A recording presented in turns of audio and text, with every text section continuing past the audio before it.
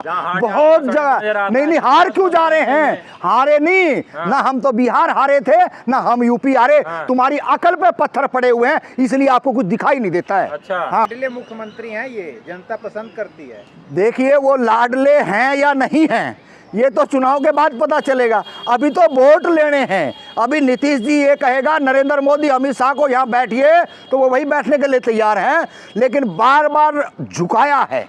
ऐसा नहीं है कि नीतीश बाबू ने उनको झुकाया नहीं है, उनको अपने कदमों में लेके आया है, अपनी सरकार चलाई है। ये बात है कि उसने कुछ जगह पे गलतियां करी हैं, उसका खामियाजा अगर अब की बारी भी उसने कर दिया तो खामियाजा भुगतना पड़ेगा। इस गरमा रही है जैसे जैसे चुनाव नजदीक आ रहा है, क्या लग रहा है? देखिए बिहार के अंदर इंडिया गठबंधन की सरकार बनने जा रही है और इसमें कोई दोरा नहीं है।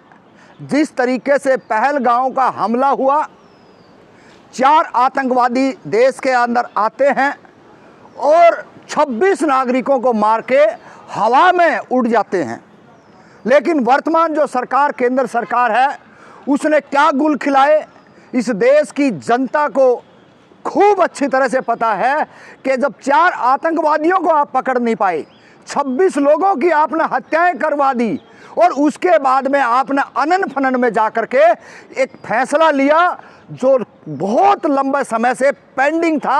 उन्होंने कहा कि हम देश के अंदर जातिगत जनगणना करवाएंगे।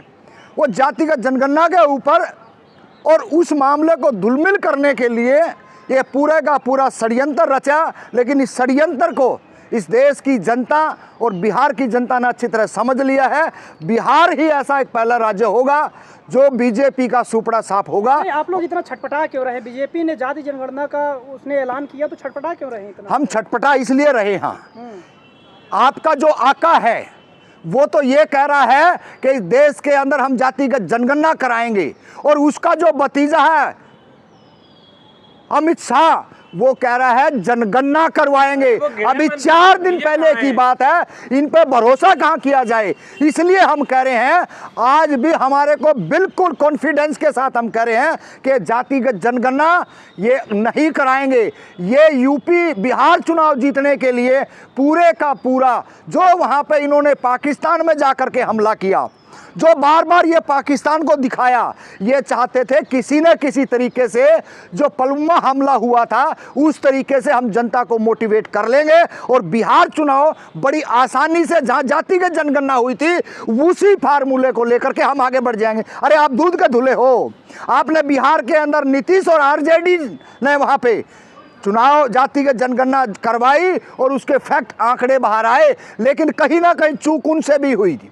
वो चूक एक ही हुई, अगर टिकट वितरण में अगर सही तरीके से हो जाता तो शायद आज जो बिल्कुल असहाय जो पीछे रहा था, जो अति पिछड़ा समाज, वो आगे आ जाता। तो हम इस कॉन्फिडेंस से कह रहे हैं कि बिहार से बीजेपी का सुपड़ा साफ होगा। आरएसएस अपने प्रोग्राम पे लोग कह रहे हैं बिहार की जनता जो है वो जागरूक है, वो जंगल राज की ओर फिर से नहीं जाएगी। हम भी तो कह रहे हैं वो जागरूक है, वो जंगल राज की तरफ नहीं जाएगा। जंगल राज आज वर्तमान में है, वो दिख रहा है आए दिन वहाँ पे क्या हो रहा है। ये दुनिया को नहीं पता, देश को नहीं पता है क्या? आप अपनी जुबान पे कहीं पे खड़े नहीं उतरते हो। आप एक बार जातिगत जनगणना की बात करते हो, दूसरा आप कोर्ट में चले जाते हो, तीसरा आपका अमित शाह जाके कहता है अभी गणना होगी, जाति गणना नहीं होगी। तो ये कहीं ना कहीं बिल्कुल साफ संकेत दिख रहे हैं कि बिहार के अंदर बीजेपी आरएसएस का सुपड़ा साफ हो रहा है और इस देश के अंदर जहां से सामाजिक न्याय की लड़ाई के योद्धा पैदा हुए थे वहीं से दोबारा से ये लहर लौट करके देश के अंदर आई। बात सबसे ज्यादा कही जाती है कि पहले 6 बजे के बाद लोग निकल नहीं पाते थे, इतना ज्यादा जंगल राज। देखिए पहले की बात छोड़ दीजिए, पहले तो हमारे तन पे कपड़े नहीं होते थे, पेट भर खाना दिल्ली के अंदर, जो बिहार और यूपी उत्तराखंड और आगे अगर हम चले जाएंगे वहां के लोग 40% लोग, मैं दावे के साथ कहता हूं, आज भी हम 3 टाइम भोजन करते हैं और वो 1 टाइम भोजन करके जिंदा रहते हैं। तो पहले की बात छोड़ दीजिए, वर्तमान की परिस्थितियां क्या है आप वर्तमान में आकर के देखें कि देश की हालात इन्होंने 10 से 11 सालों के अंदर क्या कर दिया है, ये सोचने और समझने की चीज़ है। आज पूरे के पूरे हवाई जहाज जो पूरे कॉन्फिडेंस की चीज़ है वो क्रैश हो रहे हैं। वो किस लिए क्रैश हो रहे हैं, ये देश की जनता को आप एक बार 26 लोगों की हत्या करा करके साबित कर दिया। आज आपने 300 लोगों की हत्या करा के पर कर दिया। आपका कोई जवाबदेही किसी पर भी नहीं है कि कोई ये कह दे कहीं पुल टूट जाए तो कोई जवाबदेही नहीं है, कहीं प्लेन क्रैश हो जाए कोई जवाबदेही नहीं है, कहीं रेल दुर्घटना हो जाए कोई जवाब नहीं है, कोई पेपर लीक हो जाए कोई जवाबदेही नहीं है, कहीं किसी मजदूर की जमीन कोई पूंजीपति हड़प ले कोई जवाबदेही नहीं है। आपको सिर्फ दो ही काम है, अडानी अंबानी, नरेंद्र मोदी, अमित शाह, ये 4 देश में लोग हैं जो लगातार अपना व्यवसाय कारोबार बढ़ा रहे हैं।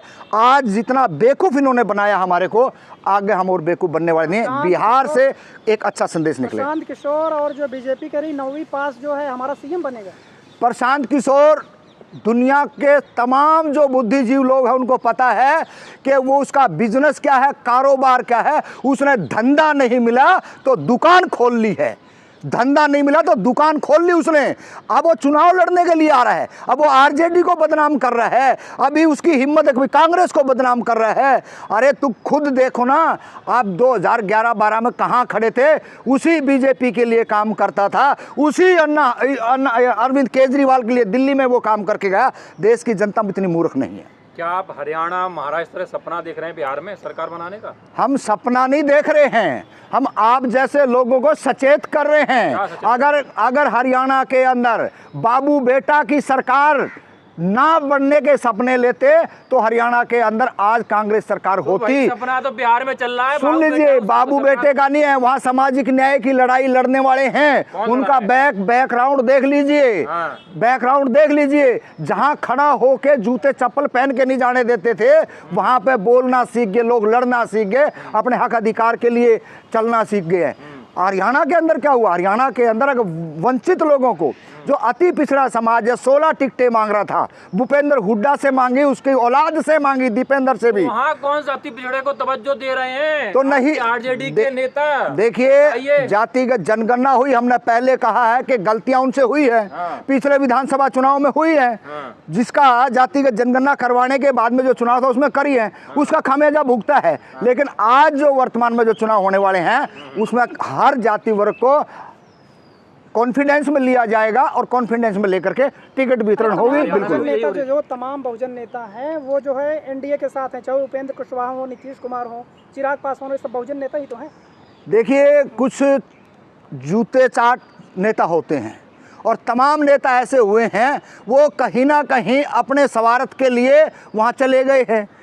तो इस बात से कोई फर्क नहीं पड़ता, नेता कहीं भी चला जाओ, जो वोटर है उसने वोट देना है अपने लोगों को, अपना जो हित की जो पार्टी है उनको, और तभी जाकर के बिहार में सरकार बनेगी। सरकार कहीं ना कहीं इंडिया गठबंधन की बनेगी। में भी यही बातें हो रही थी, लेकिन लोकसभा चुनाव में क्या हुआ देखा आपने? हाँ, पर देखा ना, हमने विधानसभा भी देखा था, तमाम घोड़े खोल लिए थे बीजेपी, आरएसएस ने और जो चाटुकार थे उन्होंने, और सबसे ज्यादा वोट लेकर के आए। वही हाल आपने यूपी में किया, बहुत बड़े बड़े षड्यंत्र करने का प्रयास किया, बहुत जगह। नहीं, हार क्यों जा रहे हैं? हारे नहीं ना, हम तो बिहार हारे थे ना हम यूपी हारे। तुम्हारी अकल पे पत्थर पड़े हुए हैं, इसलिए आपको कुछ दिखाई नहीं देता है। अच्छा, हाँ, क्या अकल पत्थर पड़े बताओ? बिल्कुल पड़े हुए हैं। कितने सीटें आई थी?